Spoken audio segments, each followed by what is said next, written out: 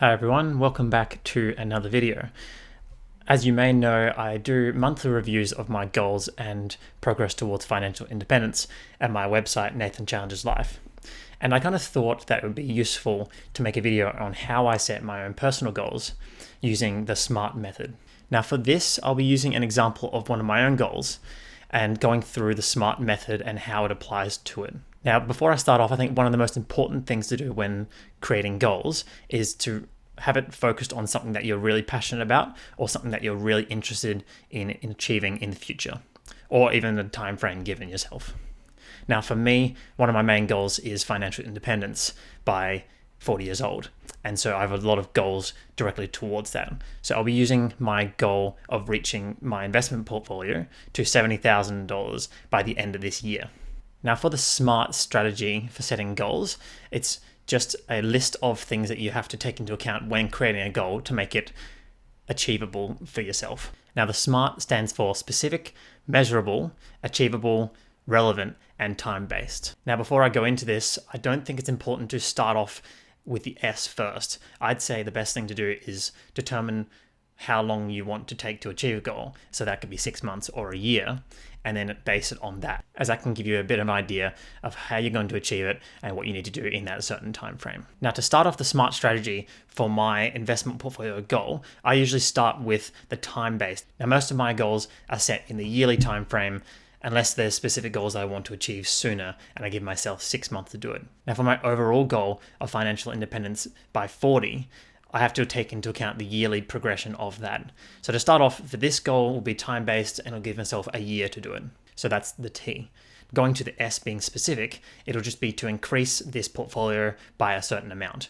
So it's focusing on my portfolio, which is one of the main factors in financial independence. Moving on to M for the measurable, because I'm just measuring the value of my portfolio over time, it'll just be the dollar value. So that's quite easy in this aspect. For attainable, I've chosen the goal of 70,000 by the end of this year. And what I like to do is to take into account a couple of things, like your expected growth of something, and then figure out how much it will be at the end of the year, given what you're doing at this moment. And what I'd like to do is to increase that value or goal by slightly more than what is expected. And this gives me motivation to achieve it. So I've chosen 70,000 as it's about 10,000 more than what I expect. And this gives me a bit of motivation to think outside of the box into ways I can either increase my income or decrease my spending to achieve the goal by the dedicated time frame.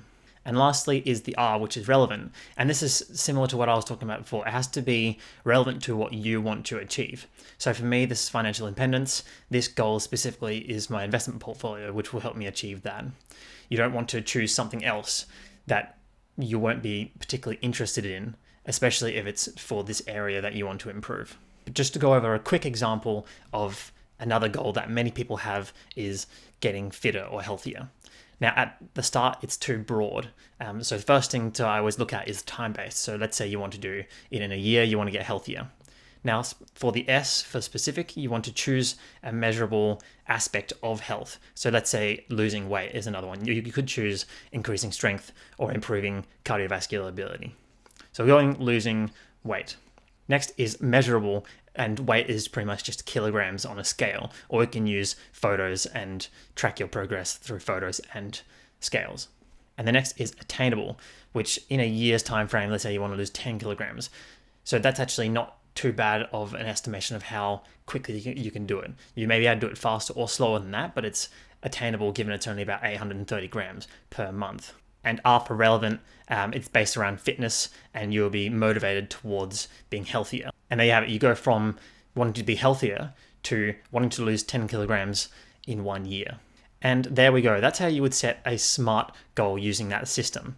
And as a way to make sure that it motivates you and it gives you each aspect for you to work on. Thanks for watching this video. If you want to know any more information on setting goals, what my goals are, you can check out my website, Nathan Challenges Life. I'll be happy to answer any of the questions that you put in the comment section below. And before I go, thanks again for watching. Don't forget to subscribe and like this video. I'll be coming out with a new 30-day challenge video very shortly. See you then.